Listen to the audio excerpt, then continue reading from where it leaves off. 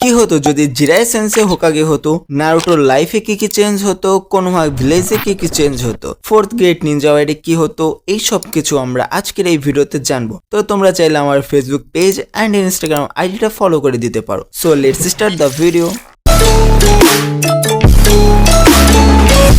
আমরা সবাই জানি সোনাডে বাড়ি ফিরতে না চাইলে এবং হিরোজেন যদি তাকে না পেত, তখন একটাই নাম ছিল সবার মুখে, জিরায়া অফ দ্য শানিন। কিন্তু জিরায়া হোকাগে হতে চাইতেন না, কারণ তিনি একজন নিজেকে ব্যর্থ শিক্ষক, একজন ব্যর্থ শানিন হিসেবে নিজেকে বলতো। ধরো এই টাইম লাইনে সোনাডে ফিরতে অস্বীকার করছে, হিরোজেন মারা যাওয়ার পর কাউন্সিল চাপ দিয়েছে, নারুটোর মুখের দিকে তাকিয়ে এবং ভিলেজের বিশ্বাস এবং তার নিজের দায়িত্ববোধ শেষমেশ জিরায় রাজি হয়ে গেল এবং তিনিই হলেন ফিফথ হোকাগে। এটাই হলো আমাদের হোয়াট ইফ ইউনিভার্সের শুরু। নারুটোর লাইফে কি কি চেঞ্জ হতো, নারুটোর সাথে বন্ড আরো গভীর হতো। জিরায়া হলো নারুটোর গডফাদার, হোকাগে হলেও সে নারুটোকে ট্রেনিং এ প্রথমে প্রায়োরিটি দিত। নারুটো পেত আগেই সেজমোড ট্রেনিং, আগে আরো শক্তিশালী জুৎসু, তাকে প্রোটেক্ট করা হতো ভালোভাবে। হোকাগে অফিসে নারুটো যে কোনো সময় ঢুকতে পারত।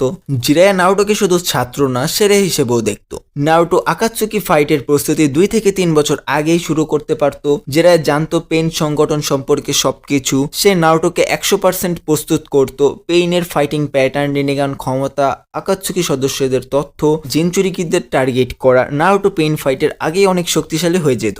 নারুটো গ্রামে আরো সম্মান পেত। হোকাগের ছাত্র হোকাগের গ্র্যান্ড ডটার, গ্রামবাসীদের দৃষ্টিভঙ্গি বদলে যেত। হয়তো সে এতটা স্ট্রাগল করতে হতো না তার চাইল্ডে, অ্যান্ড তাকে সবাই অনেক ভালোবাসত, কেউ তাকে ঘৃণা করতো না। এবং কোনোহা ভিলেজে কি কি পরিবর্তন হতো, সিক্রেট ইন্টেলিজেন্স ফোর্স আরো শক্তিশালী হতো।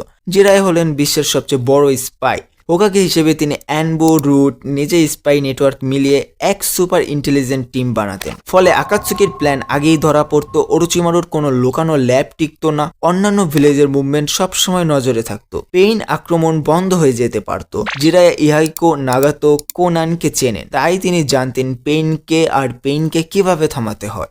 হোকাগে হয়ে জিরায়া প্রথম কাজ করতেন নাগাতোর সাথে কথা বলা, কোনান এর সাথে সমঝোতা, ইয়োকি এর সত্যতে ইনভেস্টিগেশন করা। ফলে পেইন আক্রমণ অনেকটাই সফট হতে পারত বা হয়তো পুরোপুরি বন্ধ হয়ে যেতে পারত। ওরোচিমারুর বিপদ 50% কমে যেত। জিরায়া ওরোচিমারিকে শৈশব থেকে চেনেন, তার লুকানো স্টাইল, ল্যাব, মাইন্ডসেট সব জানেন, কিন্তু ওরোচিমারুকে ট্র্যাক করে ফেলার অনেক বেশি সুযোগ পেতেন। থার্ড গ্রেড নিনজা ওয়ার ট্রমা করত। জিরায় সেই ফিউ শিনোবিদের মধ্যে একজন যিনি যুদ্ধের বদলে শান্তিতে বিশ্বাসী। হোকাগে হিসেবে তিনি শিশু শিনোবি কম ব্যবহার করতেন, উচিয়া ক্লানের ভিলেজদের মধ্যে টেনশন কমাতেন, ড্যাঞ্জর ক্ষমতা 30% কমিয়ে দিতেন। এতে গ্রাম আরও মানবিক ও শান্ত হতো।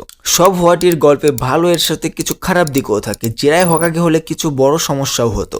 জেরায়ের বৈশিষ্ট্য ইরেসপন্সিবল, ট্রাভেলার, ওমেন লাভার। হোকাগে হিসেবে এই 3 জিনিস সমস্যা হতো। সবসময় বাইরে ঘুরে বেড়ানোর অভ্যাস, সিরিয়াস মিটিং এ রসিকতা, রিপোর্ট সাইন করতে দেরি, গ্রামে অভ্যন্তরীণ শৃঙ্খলার সমস্যায় পড়তো। ড্যাঞ্জো আরো বিপজ্জনক হয়ে উঠতে পড়তো। জেরায় নরম মন প্লাস ড্যাঞ্জোর লুকোনো রুট আর্মি, ব্লেজ পলিটিক্যাল কনফ্লিক্টেড বাড়ত। ড্যাঞ্জো উচিয়া ক্লানের বিষয়ে আরো বড় ষড়যন্ত্র করতে পারত, যা জেরায় খুব লেটে বুঝতে পারতেন।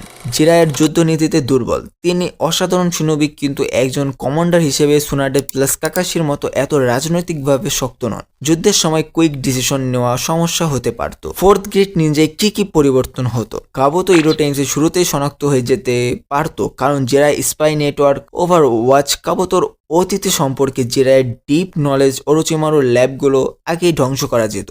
ইরোটেন্সে আর্মি এত বড় হওয়া সম্ভবই হতো না। জেরায় ফ্রন্ট লাইন কভার করতেন, তিনি শুধুমাত্র অফিসে বসে থাকতেন না। নারুটোর সেজ মোড প্লাস নারুটোর চক্রা জ্ঞানের কারণে তিনি ফ্রন্ট লাইন সাপোর্ট দিতেন। নারুটো আগে ওয়ার মোডে যেত, জিরায়া তাকে আগে আনলক করে দিত। পারফেক্ট সেজ মোড, টেইল বিস্ট কন্ট্রোল, যুদ্ধের কৌশল, আকাতসুকির উইকনেস। নাগাতো কোনান যুদ্ধের আগেই নিউট্রালাইজ হয়ে যেত।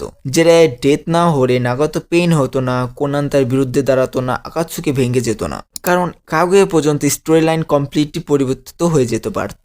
আর বড় অসুবিধা হতে পারত, জিরায়া হয়তো ওয়ারে মারাও যেতেন। তিনি সবসময় ফ্রন্ট লাইনে থাকতেন। ওবিতো, মাদারা, 6 পাথ লেভেলের বিরুদ্ধে তিনি বাঁচতেন কিনা সেটা নিশ্চিত না। সুনাডে তার মতো রিকলেস ছিলেন না, তাই বেঁচেছিলেন। জিরায়া বেশি ঝুঁকি নিতেন, তাই ওয়ারে তার মৃত্যু 80% সম্ভাব্য ছিল। তো আজকের জন্য এই পর্যন্ত ভিডিওটা। জিরায়া হোকাগে হলে কি হতো, যদি এই ভিডিওটা তোমাদের ভালো লেগে থাকে তাহলে লাইক, কমেন্ট, শেয়ার আর সাবস্ক্রাইব করতে ভুলবা না। আর জিরায়া সেন্সের সম্পর্কে অজানা সব ইনফরমেশন জানতে ওপরের দেওয়া ভিডিওটা ক্লিক করো। দেখা হবে সেই ভিডিওতে। সায়োনারা। to the spot.